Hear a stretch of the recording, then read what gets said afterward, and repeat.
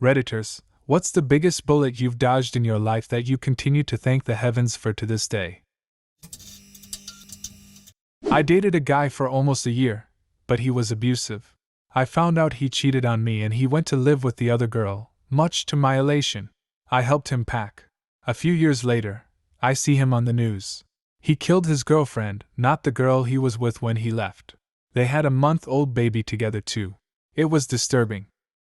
Didn't lend money to a friend, because I was broke. Few months later he disappeared with several thousands he had stolen from my other friends. My college GF was the highest grade and great in the sack. Everyone thought we would get married, but I never felt like I could trust her. She never cheated on me, it was just intuition. I broke up with her when I graduated and everyone thought I was crazy. She ended up marrying a guy who was rich. They went on vacation in a foreign country, which shall be nameless, and she put drugs in his luggage. He got busted at customs and spent a couple of months in jail. While he was in jail, she liquidated everything and took every fucking penny this guy had. Eventually, the police got involved and they got her on tape admitting the frame and other things. She spent some time in jail. He rebuilt his life and he's doing okay now, but it took years to get back on his feet. We were all set and ready to put an offer on a house. Did the paperwork with the realtor, signed the check, put down the offer. The realtor was super pushy, but the room was 90 degrees and we weren't thinking straight. After signing the papers, we go to see the house again with my in-laws and notice a ton of issues we hadn't seen before. Got really anxious, big issues like plumbing, a huge wraparound deck that needed work, etc., but we were stuck now. Got a call the next day from the realtor saying that we never signed the bottom of the offer paperwork, and can we please come sign it right away. We decided not to and are going to wait a bit and do this smarter next time. Don't rush when buying your first home, folks. The choice A. Stay in a dead, remote town of 600 people because I liked, but did not truly love, the woman I was with, after the shop I worked at closed down. She had a good income, nurse, did not want to move, and was fine with me earning less developing my own business interests. Or B. Break it off and move to a huge city and roll the dice. I chose B, and my girlfriend ended up fired for drug abuses, stealing them from work.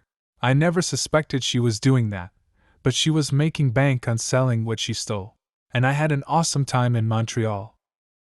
Was in Vegas during the concert shooting. We arrived a couple of days prior and the stage where it happened was already set up. Every time we passed by the stage my dad kept telling me, "We should go there, looks fun." While I was in Vegas we went to a Golden Knights game and planned to go see what that stage was all about afterwards.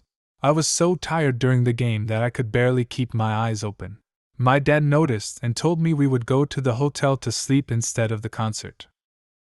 I have a couple friends that were down there specifically for that concert. At about 9:30 one of them wasn't feeling well, so they decided to head back to the hotel. They had been gone for less than 15 minutes before the shooting happened. I missed my ferry on 9/11, making me late to work.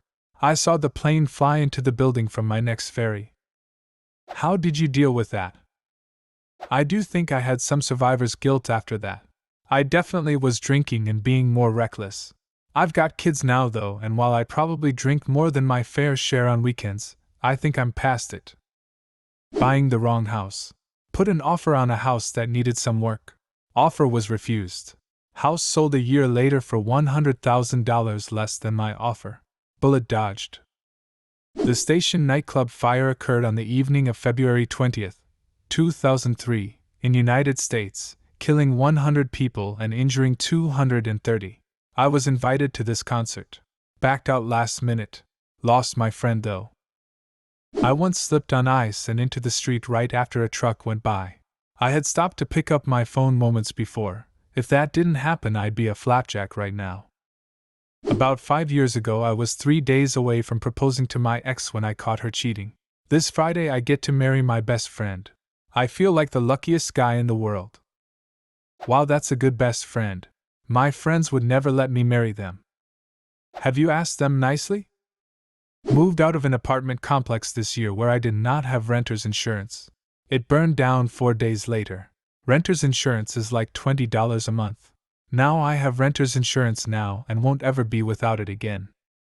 Not my story, But my mom's. When she was a senior in high school, a bunch of seniors went up to the mountains to drink a week before graduation.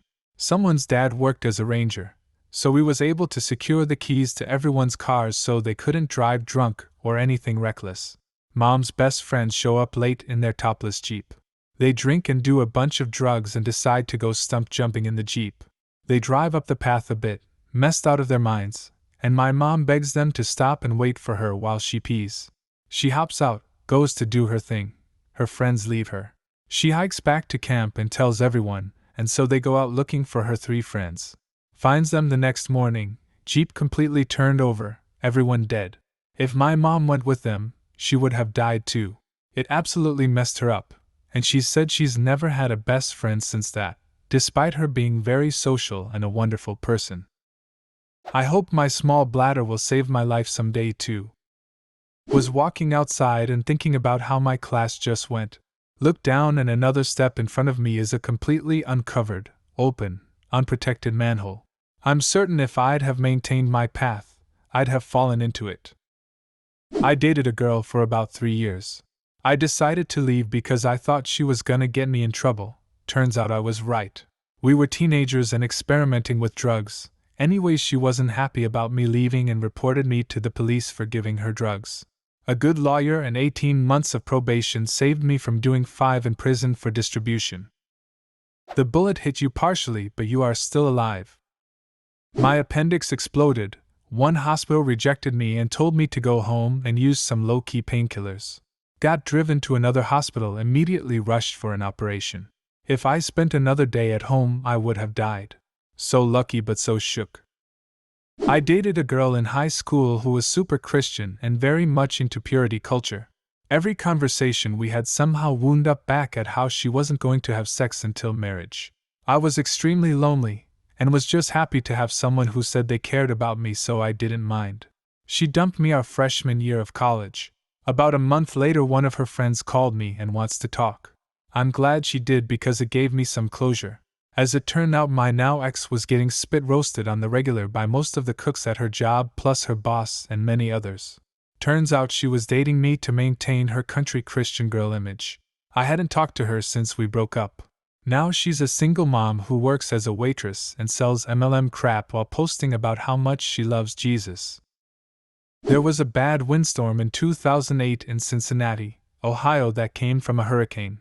It was my future father-in-law's birthday, and we were trying to make it over to their house for lunch, only 5 minutes away.